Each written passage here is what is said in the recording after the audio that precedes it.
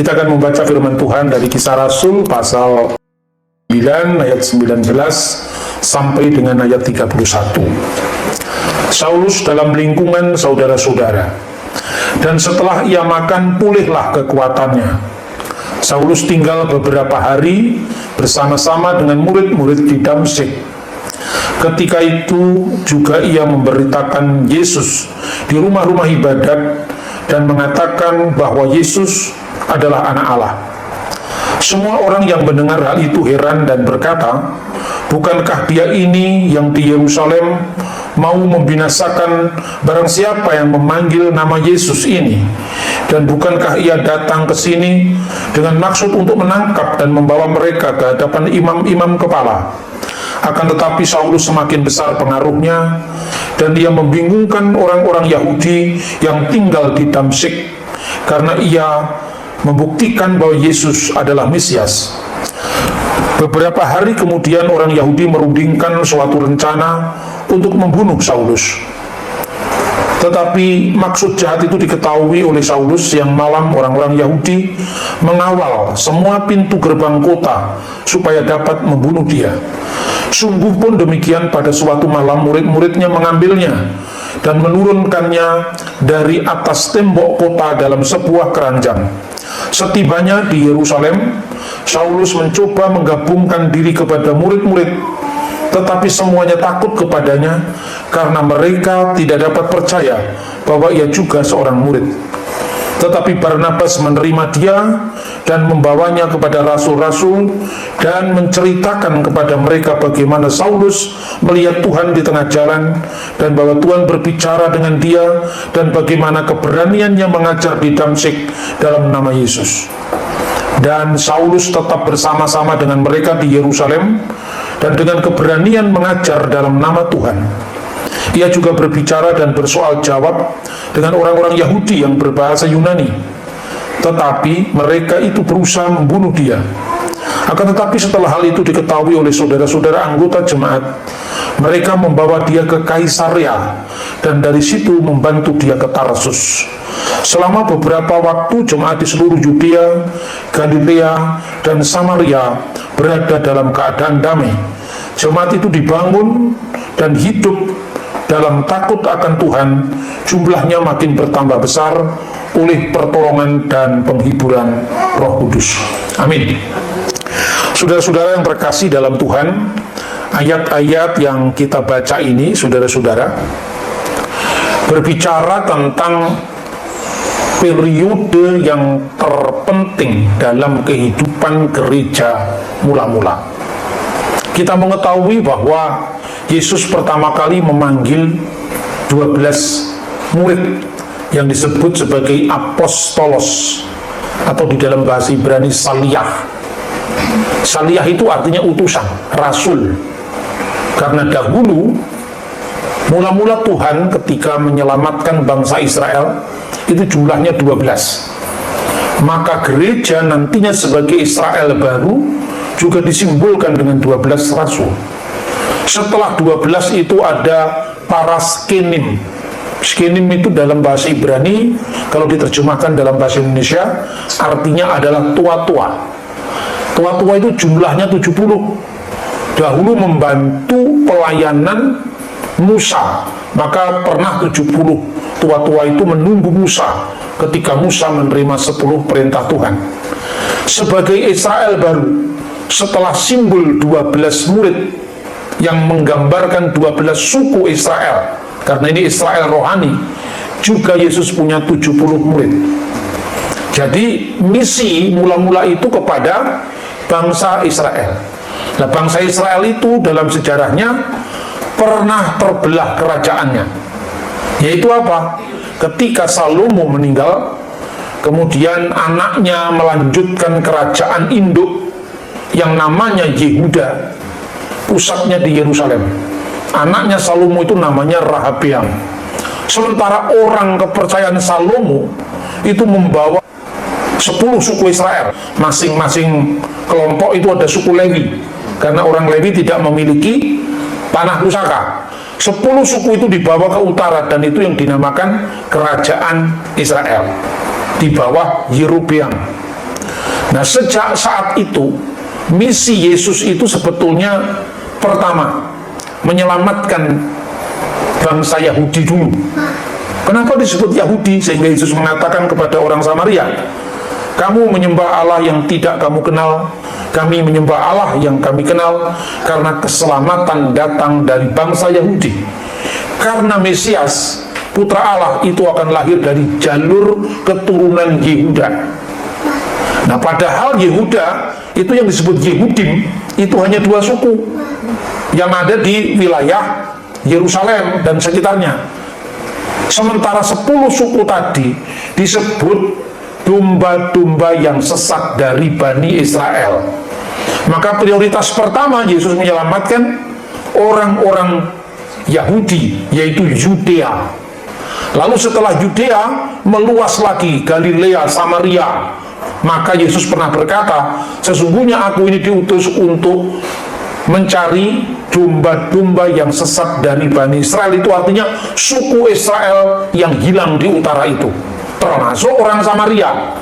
Nah, bukan suatu kebetulan apabila ketika Yesus memberitakan perintahnya kepada para murid, ketika setelah kebangkitannya, kamu akan menjadi saksiku di Yerusalem, wilayah Yudea. Yerusalem itu ibu kotanya. Kemudian Yudea itu negara bagiannya, provinsinya. Samaria itu provinsi yang lain lagi, karena terdiri dari Yudea, kemudian Galilea, termasuk Samaria. Barulah setelah itu sampai ke ujung-ujung bumi. Pertanyaannya sekarang, kenapa Tuhan harus memanggil Paulus? Bukankah sudah ada 12 rasul? Bukankah sudah ada ke-70 murid? Karena Tuhan memanggil Paulus itu untuk menuntaskan misinya kepada ujung bumi, sampai ke ujung bumi, ke Naf Haaret. Karena itu nanti kalau kita membaca Alkitab, saudara-saudara, itu begitu sistematiknya ya. Pertama ada pembagian. Pembagian apa itu? Pembagian wilayah pelayanan. Nah, kita akan membaca pertama kali, saudara-saudara, apa yang bisa kita pelajari dari Rasul Paulus. Rasul Paulus itu diutus Tuhan, justru dia berasal dari orang yang dulunya menganiaya jemaat. Stefanus pada bagian sebelumnya, Kisah Rasul pasal 7, dibunuh atas persetujuan Paulus. Dan Paulus itu sebagai musuh gereja yang paling jahat, raja tega kalau istilahnya sekarang, ya. Tapi kenapa Tuhan memilih dia? Karena Tuhan punya rencana besar terhadap penyelamatan dunia. Kalau tidak ada penyelamatan sampai ke ujung bumi, kita tidak pernah diselamatkan. Karena untuk Israel sudah dilakukan. Sekarang yang dilakukan bangsa-bangsa bukan Yahudi. Dan Paulus ditangkap Tuhan dalam sebuah perjalanan ketika dia menuju Damsyik. Damsyik itu bahasa Ibrani Damsyik, yang artinya sekarang Damaskus. Kata Damaskus itu bahasa Yunani, sekarang tempatnya di Syria. Dalam perjalanan ke Damaskus itu Yesus menampakkan diri kepada dia. Saulus, Saulus, mengapa engkau menganiaya aku? Singkat kata, akhirnya Paulus itu bertobat. Untuk sementara Tuhan memberikan sebuah peristiwa di mana dia tidak bisa melihat, tetapi lewat hambanya yang juga tinggal di wilayah Damaskus itu, Ananias namanya, Paulus dipanggil Tuhan, dan Tuhan memberikan rahasia panggilannya itu atas hambanya Paulus kepada Ananias. Dan akhirnya Ananias melalui kuasa Roh Kudus menjamah Paulus, dan Paulus bisa melihat situasi di mana gereja masih dalam keadaan kekhawatiran, kecemasan, ketakutan bahwa peristiwa penganiayaan gereja umat Tuhan itu masih sementara terjadi.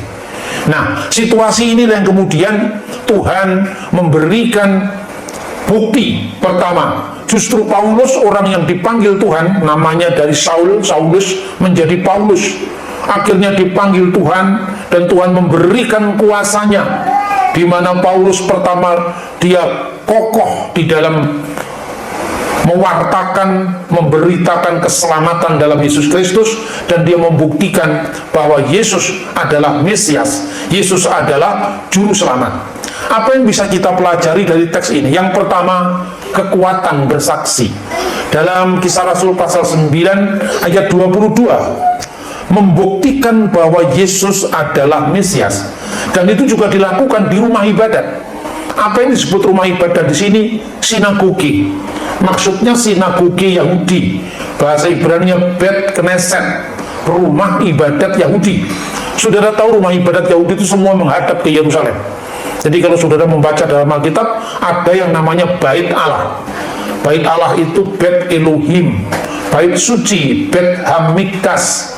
Itu pusatnya ada di Yerusalem yang sekarang tinggal tembok ratapan itu. Dan karena pusat peribadatan mereka di Yerusalem, semua sinagog menghadap ke Yerusalem, sehingga Daniel juga sembahyang dengan menghadapkan mukanya ke Yerusalem. Tapi apakah Paulus itu dengan kekuatan dia bersaksi, karena dia mengalami Tuhan sendiri, karena dia pengalamannya menuntun dia untuk bersaksi dengan teguh bahwa Yesus adalah Mesias itu. Pengalaman itu telah melahirkan militansi pada diri Paulus. Namun Paulus tidak berhenti sampai di situ. Dia juga menguji diri.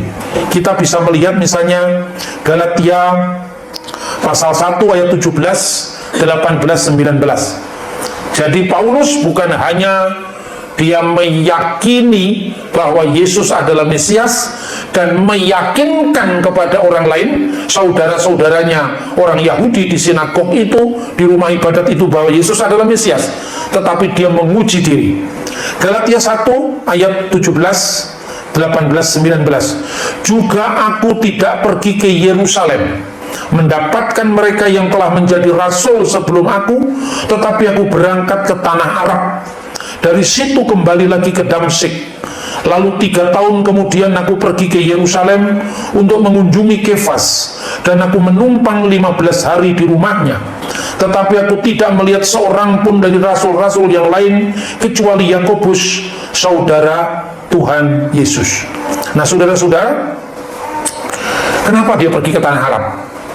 Ya, jadi para rasul itu sebetulnya telah menerima panggilannya sesuai dengan wilayahnya. Paulus kepada orang-orang yang tidak bersunat, artinya orang-orang bukan Yahudi. Orang-orang yang bersunat itu, yang tadi disampaikan, ada yang tinggal di Yerusalem. Itulah orang-orang Yahudi yang berbahasa Ibrani atau Aram. Aram itu bahasa Ibrani sehari-hari. Anggota jemaat mula-mula Kisah Rasul pasal 6 ayat 1 itu terdiri dari 2, yaitu orang-orang Yahudi yang berbahasa Yunani, orang Yahudi diaspora, dan orang Yahudi yang berbahasa Aram, yaitu orang Ibrani. Jadi kalau dia di Yerusalem, itu adalah orang-orang Yahudi yang kebanyakan orang Ibrani. Tapi begitu dia keluar lagi Galilea, itu orang-orang Yahudi yang berbahasa Yunani, karena Galilea itu adalah wilayah bangsa-bangsa. Jadi ini sangat sistematik, sehingga kita membaca firman Tuhan dari Yerusalem, Yudea, Samaria, sampai ke ujung-ujung bumi, itu urutan prioritas. Makanya Petrus itu memberitakan Injil kepada orang-orang Yahudi yang di luar Israel juga. Kita bisa membaca misalnya 1 Petrus pasal 1 ayat 1, ya. Kita bisa membaca, dari Petrus, Rasul Yesus Kristus, kepada orang-orang pendatang yang tersebar di Pontus, Galatia, Kapadokia, Asia Kecil, dan Bitinia, yaitu mereka yang terpilih, dan seterusnya, sesuai dengan rencana Allah. Yaitu apa? Orang-orang yang tersebar, itu orang-orang Yahudi diaspora. Maka orang jangan bingung, katanya Petrus itu rasul bagi orang-orang yang bersunat. Kenapa dia harus pergi ke Bitinia? Kenapa dia harus pergi ke Kapadokia, sekarang wilayah Turki? Kenapa dia pergi ke Asia Kecil, semuanya di wilayah Turki? Karena rasul-rasul seperti Petrus, Yohanes, itu prioritas utamanya memberitakan Injil kepada bangsa Yahudi perantauan, bangsa Yahudi diaspora, ya. Nah itu di situ dalam perjanjian baru kita bisa melihat peta dari pelayanan yang sistematik luar biasa. Tapi yang berikut kita bahas tadi, kenapa Paulus harus pergi ke tanah Arab? Jadi setelah orang Yahudi, Ibrani, orang-orang Yahudi lokal yang berbahasa lokal pula, yaitu bahasa Ibrani dan Aram, orang-orang Yahudi yang berbahasa Yunani. Disitulah ada Stefanus, disitulah ada Barnabas, disitulah ada Markus, disitulah ada Lukas. Itu orang-orang Yahudi yang berbahasa Yunani. Maka jangan kaget sekarang ini kadang-kadang orang Kristen yang pengetahuannya pas-pasan itu kemudian bikin ajaran yang aneh-aneh, seolah-olah kalau baca Alkitab tidak dalam bahasa Ibrani, seolah-olah kalau tidak menyebut Yesus dengan Yeshua HaMasiah kurang abdul.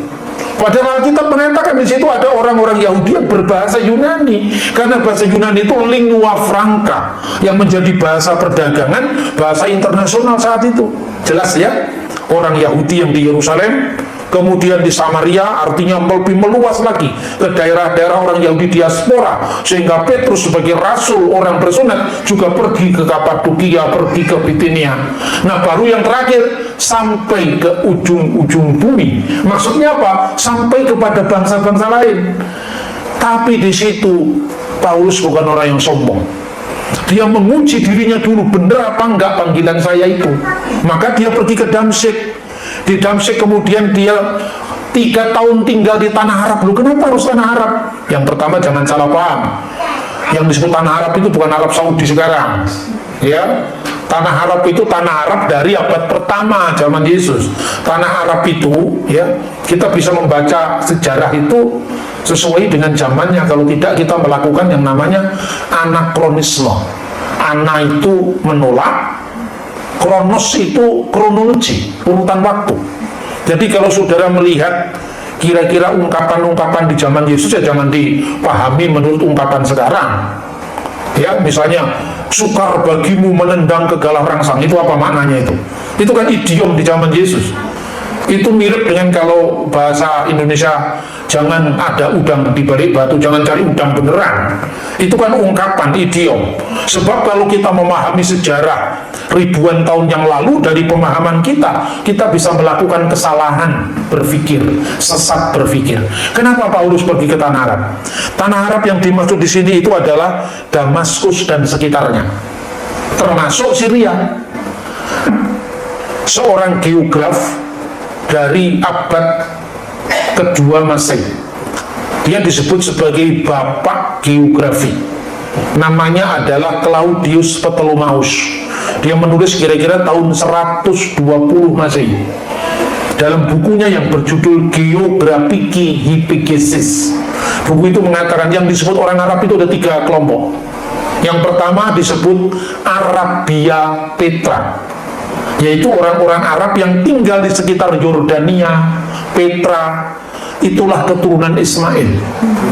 Ya, maka kalau Anda pergi ke Yordan, itu ada tempat yang namanya Petra. Petra itu artinya penduduk bukit batu, batu karang. Itu dihuni oleh suku Nabatean. Nabatean itu putranya Ismail, yaitu Nebayot, kakaknya Kedar. Itulah keturunan bangsa Arab yang disebut Arab Utara, kelompok yang disebut Arabia Petra. Yang kedua, Arabia Deserta, Arabia padang gurun. Nah itu termasuk Arab Saudi sekarang, tapi zaman itu Arab Saudi belum dihuni ya. Kemudian yang ketiga, Arabia Felix, Arabia bahagia, Arabia Selatan, itu Yaman sekarang. Zamannya Alkitab itu disebut sebagai Hazarmawet. Kejadian pasal 10. Hazarmawet itu sekarang namanya Hadramaut. Orang-orang Yaman seperti kakek moyangnya Anies Baswedan misalnya, itu yang disebut Arabia Selatan. Nah yang dimaksud ke tanah Arab di sini itu Arabia Utara yang dekat dengan Yerusalem. Yesaya pasal 40 ayat 11. Baiklah padang gurun menyaringkan suara dengan kota-kotanya dan dengan desa-desa yang didiami Kedar. Baiklah bersorak-sorai penduduk bukit batu. Baiklah mereka berseru-seru dari puncak gunung-gunung. Inilah yang dikunjungi Paulus. Kenapa? Di situ ada kata-kata yang didiami suku Kedar. Kedar itu anaknya Ismail, itu suku Arab. Dan di sana Baiklah bersorak-sorai penduduk Bukit Batu. Bukit Batu itu bahasa Ibraninya Sela. Ketika Alkitab diterjemahkan dalam bahasa Yunani, maka ada orang Yahudi berbahasa Yunani tadi, itu 300 tahun sebelum Yesus di Alexandria, Mesir, namanya Septuaginta, di mana kata Sela diterjemahkan Petra. Nah, inilah Petra dan sekitarnya itulah yang bisa dilihat dari sebuah menara dari kota Yerusalem, kata sejarawan Yosefus di abad pertama. Jadi Paulus datang ke sana untuk apa? Untuk menguji dirinya, apakah dia benar-benar memenuhi panggilannya dan mampu memenuhi panggilannya sebagai rasul bagi bangsa lain. Dia datang kepada keturunan Ismail karena apa? Di antara bangsa-bangsa sampai ke ujung bumi, yang paling dekat dengan Israel adalah bangsa Arab. Karena apa? Bangsa Arab itu keturunan Ismail. Ismail saudara Yitzhak, saudara Ishak. Dan Anda melihat Yesaya pasal 60 itu menubuatkan apa? Menubuatkan kambing, domba, kedar, dan nebayot akan dipersembahkan untuk menyemarakkan bait keagungan Tuhan. Bangsa Arab hadir saat keselamatan itu tiba. Maka baca kemudian, pada saat bayi Yesus dilahirkan di Bethlehem, salah satu yang datang untuk mencari anak itu adalah orang Majus. Orang Majus itu datang dari suku-suku Arab. Karena keturunan Ismail itu, mereka membentang dari wilayah yang sekarang ini di dekatnya Sinai, yaitu Beersheba, ke arah timur terus sampai ke Asur. Dan Asur itulah tempatnya orang-orang Majus. Makanya orang Majus, kata Justin Martyr, sejarawan abad pertama, datang mempersembahkan apa? Emas, kemenyan, dan mur. Fakta lagi, ketika Roh Kudus dicurahkan menandai berdirinya gereja mula-mula, Anda cari orang Batak tidak ada di sana, orang Jawa, orang Tionghoa tidak ada di sana. Yang ada pendatang dari Media, Partia, penduduk Elam, Mesopotamia, pendatang dari Roma, dan orang Arab. Nah, itulah saudara-saudara, maka prioritas pertama, dia datang melayani, membuktikan apa yang dikatakan dalam nubuat Yesaya, yaitu tentang saudara-saudara bangsa Israel yang punya saudara namanya bangsa Arab atau Bene Hamidbar, anak-anak padang gurun. Paulus datang sana untuk menguji dirinya. Setelah dia menguji diri dan dia yakin, lalu 3 tahun kemudian aku pergi ke Yerusalem untuk mengunjungi Kefas. Dia artinya apa? Dia orang yang taat kepada otoritas yang di atasnya. Pertama, dia ditaat kepada Tuhan. Karena Tuhan sudah memilih 12 rasul, dia taat kepada otoritas yang di atas dia sebagai junior. Dia datang kepada senior. Dia datang kepada Petrus, bahkan menginap di rumah Petrus, menumpang 15 hari di rumahnya. Dan setelah itu, aku tidak melihat seorang pun dari rasul-rasul lain kecuali Yakobus, karena Yakobus adalah penilik jemaat episkopos untuk gereja orang-orang Yahudi di Yerusalem. Jadi bayangkan apa yang dilakukan Paulus. Pertama, dia dalam bahasa Jawanya sowan dulu kepada Petrus, karena Petrus diangkat sebagai rasul bagi orang yang bersunat, tapi tekanannya pada golongan diaspora. Makanya Petrus pergi ke luar negeri, dia pergi ke Kapadokia, pergi ke Asia Kecil, ke Bitinia. Tapi yang kedua, dia pergi kepada Yakobus, rasul lokal untuk Yerusalem. Satu-satunya rasul yang mungkin tidak punya paspor itu adalah Yakobus, karena Yakobus sampai matinya tinggal di Yerusalem. Petrus punya paspor kalau sekarang ini, nggak tahu visanya visa apa itu. Dia sampai di Turki, sampai di Roma, kan? Itu luar biasa cara kerjanya Tuhan, itu tertib. Makanya gereja besar itu adalah gereja yang berawal dari ketertiban itu. Jadi kita bisa belajar kepada Paulus, para rasul. Setelah bersaksi, menguji diri, taat kepada otoritas yang di atasnya, lalu pembagian tugas. Nah, kita bisa lihat misalnya dalam Galatia pasal 1 ayat 16 tadi, berkenan menyatakan anaknya di dalam aku, supaya aku memberitakan dia di antara bangsa-bangsa bukan Yahudi, maka sesaat pun aku tidak minta pertimbangan kepada manusia. Dia lebih percaya kepada Tuhan langsung setelah dia mendapatkan keyakinan bahwa Tuhan memang memilih dia sesuai dengan panggilan itu, dia menekuni panggilannya, dan kemudian dia taat pada otoritas di atasnya yang dipanggil Tuhan sebelum dia. Luar biasa. Pembagian tugas, ada rasul untuk orang yang bersunat dan rasul untuk yang tidak bersunat, antara lain kepada Petrus dan kepada Yakobus. Dari Yakobus dan Petrus rasul untuk orang yang bersunat masing-masing, satunya untuk orang yang bersunat dari kalangan lokal, ya dipimpin Yakobus, di kalangan diaspora dipimpin Petrus, Yohanes, dan seterusnya. Lalu rasul bagi bangsa lain adalah Paulus itu sendiri. Bagaimana dia membagi tugas itu, saudara-saudara? Ini kita lihat. Setelah dia membagi tugas rasul-rasul itu, dia masing-masing konsisten dengan panggilannya. Dan Paulus sebagai orang yang sangat junior, tapi dia benar-benar konsisten dengan panggilannya itu. Contoh sekarang, Galatia pasal 2 ayat 3. Tetapi kendatipun Titus yang bersama-sama dengan aku adalah seorang Yunani, namun ia tidak dipaksa untuk menyunatkan dirinya. Kenapa Titus tidak menyunatkan dirinya? Karena dia orang Yunani, dan hukum sunat tidak berlaku bagi non-Yahudi. Hukum sunat itu berlaku bagi keturunan Abraham. Makanya sunatnya 8 hari. Yesus juga sunat 8 hari karena keturunan Abraham. Tapi tetangga sebelah, ya, sunatnya umur 12 tahun itu bukan sunat Abraham, itu sunat sakarepmu dewe. Benar, itu sunat kesehatan. Kalau sunat Yahudi harus 8 hari. Itu namanya Brit Hamilah, ya. Kemudian berbanding terbalik dengan sikapnya Paulus kepada Titus yang orang Yunani. Kita lihat Kisah Rasul pasal 16 ayat 1 sampai 3. Paulus datang juga ke Derbe dan ke Listra. Di situ ada seorang murid bernama Timotius, ibunya seorang Yahudi yang telah menjadi percaya, sedangkan ayahnya seorang Yunani. Timotius ini dikenal baik oleh saudara-saudara di Listra dan di Ikonium, dan Paulus mau supaya dia menyertainya dalam perjalanan.